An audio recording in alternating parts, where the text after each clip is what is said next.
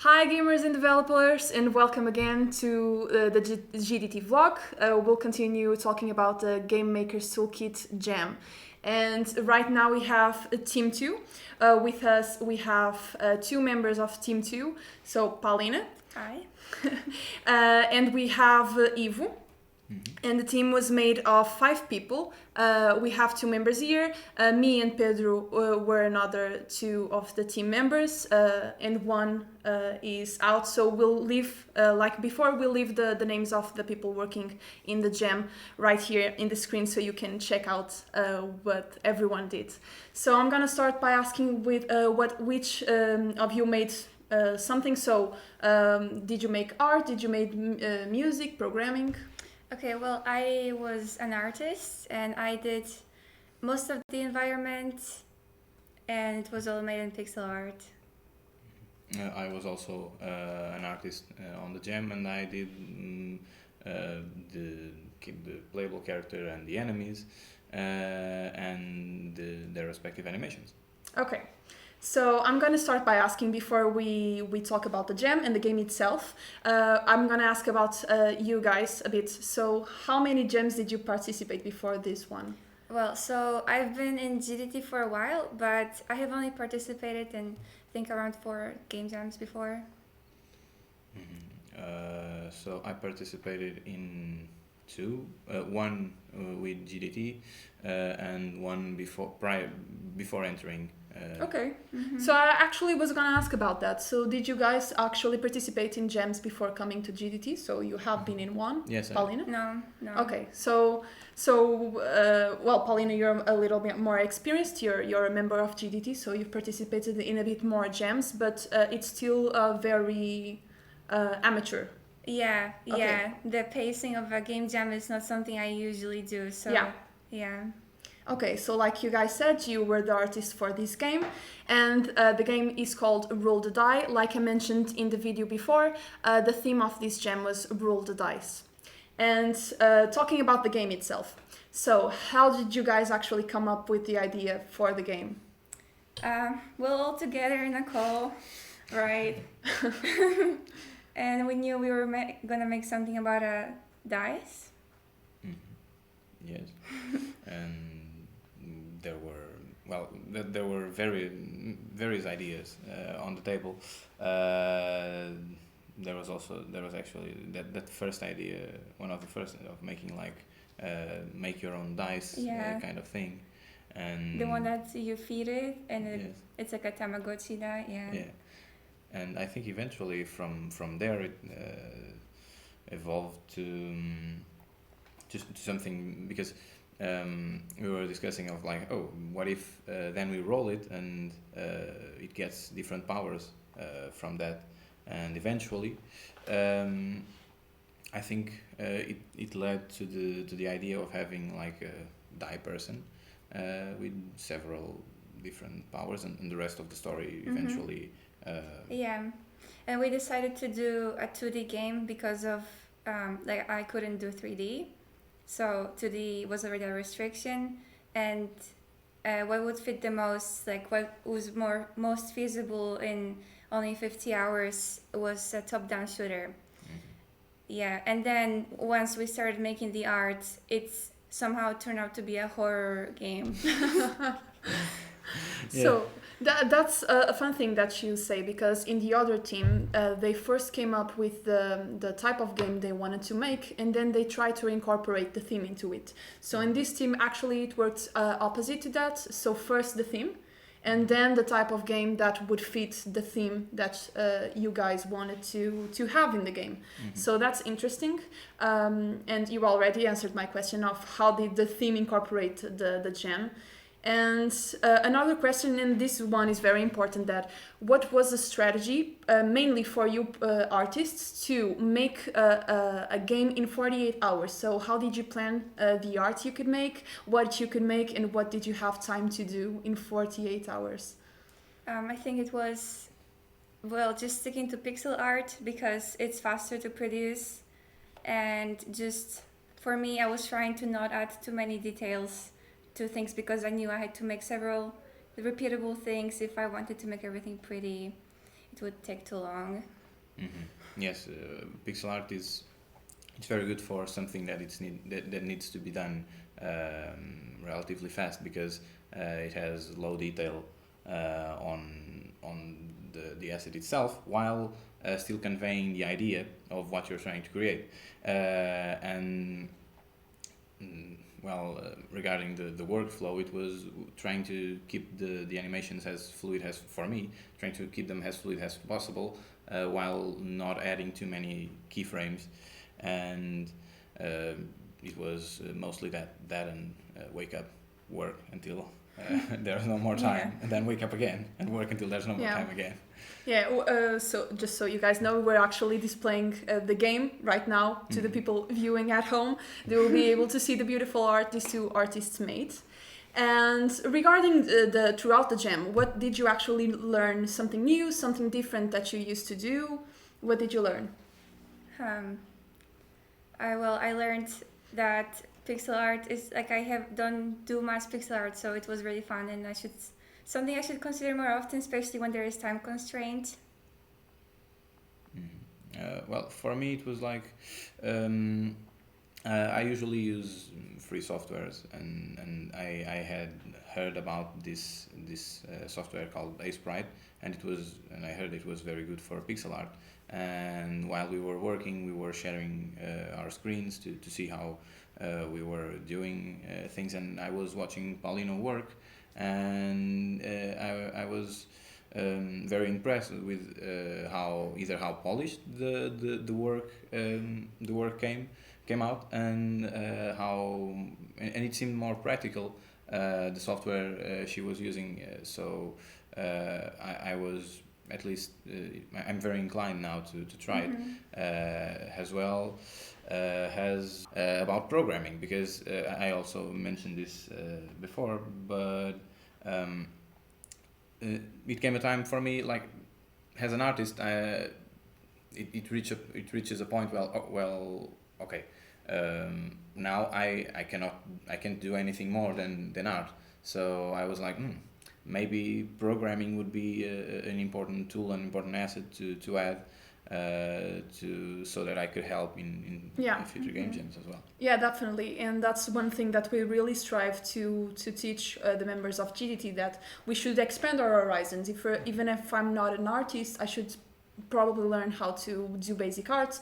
If you're an artist, maybe you should probably do basic programming, because it feels so much more better if everyone can help each other. Even if it's simple help, it's always helpful. Yes. And just so you guys know at home, we're not sponsored by Sprite, but Sprite, if you're watching this, well, you know what to do. You can sponsor us. We'll be very thankful.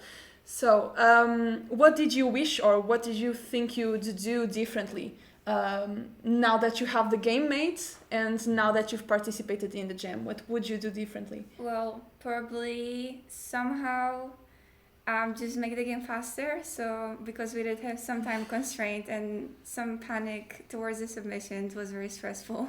But yeah, making faster. Well, I think. I don't think I would do many things differently. Well, that's great. I'm glad you liked everything you did. That's great. So, in that aspect, what did you wish you knew before the jam? Before starting, what did you wish? Did you want to learn something before the jam, before actually starting it? Well, I already knew Unity. I knew how to use Sprite. But there was a lot of things that I didn't know about that software, which is like the shortcuts, the layers. Sometimes I did struggle. Sometimes I deleted like a whole animation by accident, and I wish I knew that. Now I know. Yeah. For me, as I said before, it was programming. Definitely, it would be. I would be very happy if I knew that before. Yeah. Okay, so the team was made of 2 artists and 3 programmers, but did you wish, or do you think something was missing in the team? So did you wish to have more people, or maybe someone working in something differently? I think our team, the size was good because we still could communicate, everyone's opinion was heard, and at the same time it wasn't too little people. I feel like everyone we had was very organized, and they were very focused on what they were doing, and were very productive. I also think so, because if the size were any smaller, then I think there would have been a shortage of work.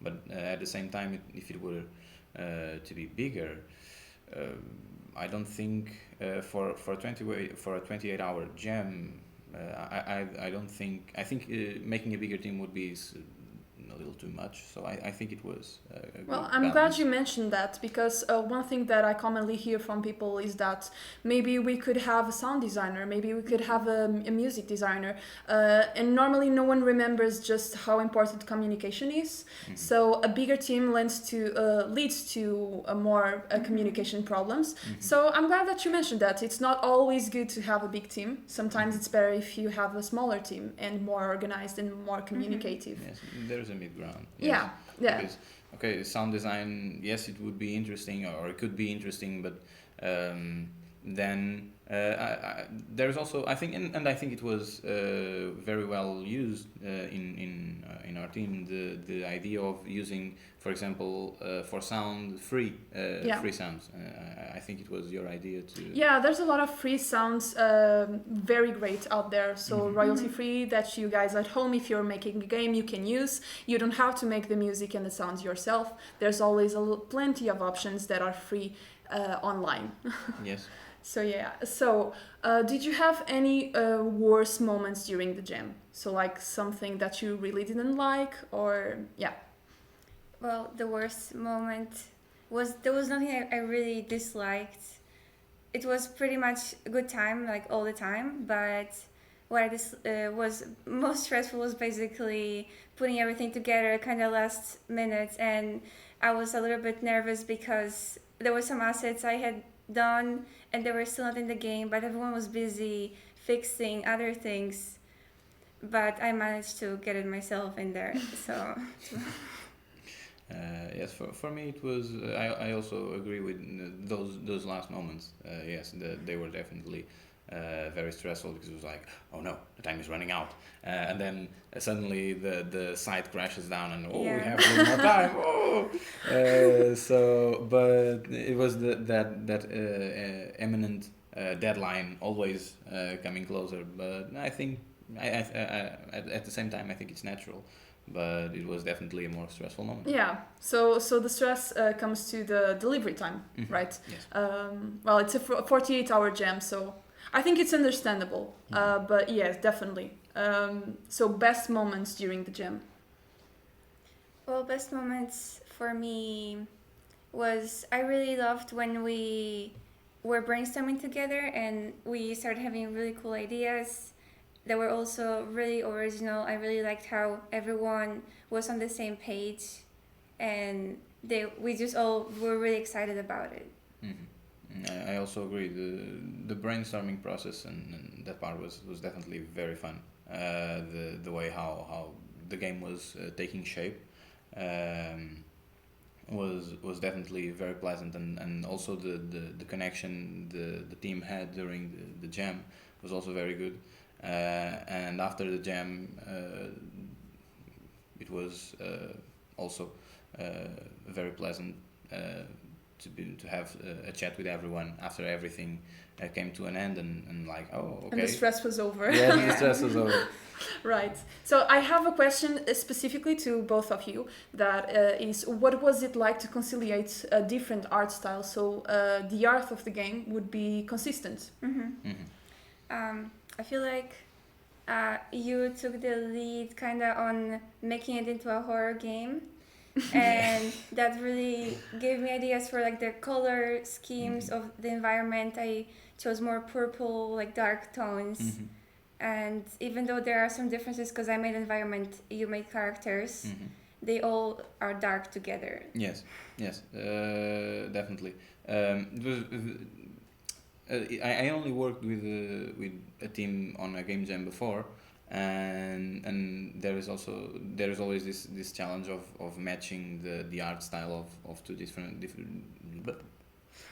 artists, and it was really really nice how because I think one thing that helped it was that you took the environment part and I took the character part, so it blended together really nicely, and it was like almost like a natural connection, the way how the things progressed.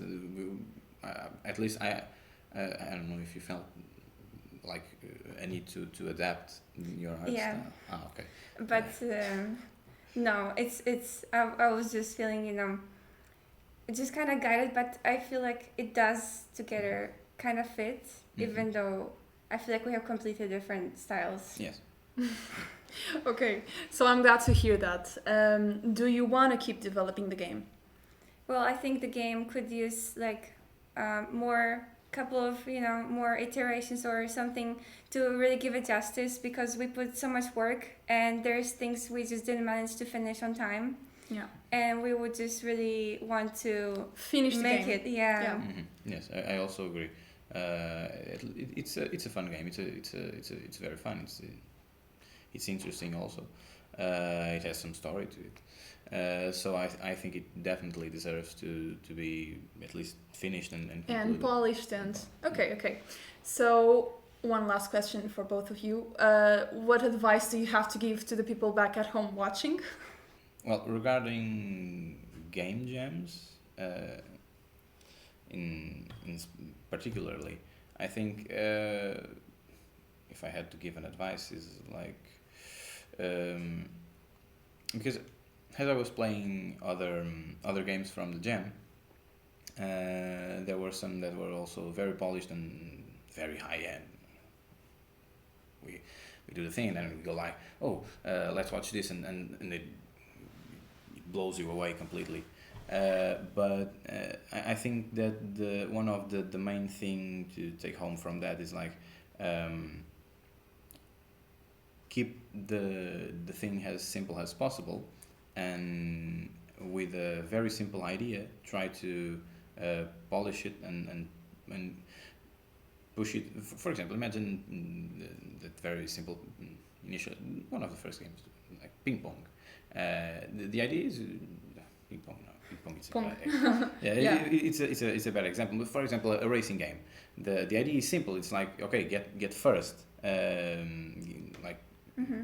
But the execution and the way how you make it, the environment, the players, the way how the course can be made. Well, that is where the polish in a way really shines. And I think for game jams, it's valuable to get to grasp a simple idea and then like shape it on an elaborate way. Like sometimes if your idea, you can like, when you try to make something that it's not really clear, it gets it gets mushy, like the idea is lost in execution sometimes. Yes. So less is more. Yeah. I think that's a great advice, mainly for these jams that are only 48 hours. Don't forget, less is more. I think that's great advice, because sometimes we plan too much and we don't finish most of it, and the game kind of gets lost, like you said, and it doesn't shine their true colors. So less is more. Any other advice that you want to give the people back at home? Well, I would say that you really need to also communicate. It is really important. Even if you think you're doing a good job, you might really not be doing as good of a job. Like there's always it could always be better, and I really know this from experience. Yeah. Okay, so that's great. I love hearing about this, mainly because I also participated in the jam, and I agree with you in a lot of stuff, and most of the stuff actually. So thank you both for coming. This was a lovely vlog. I loved it. And to the viewers back at home, don't forget to keep updated with us. Don't forget to check our vlogs, our monthly sessions, and everything we make in this lovely in lovely GDT. And keep updated with the next vlogs we'll have a few more game jams occurring this month. So bye. Goodbye. Bye bye.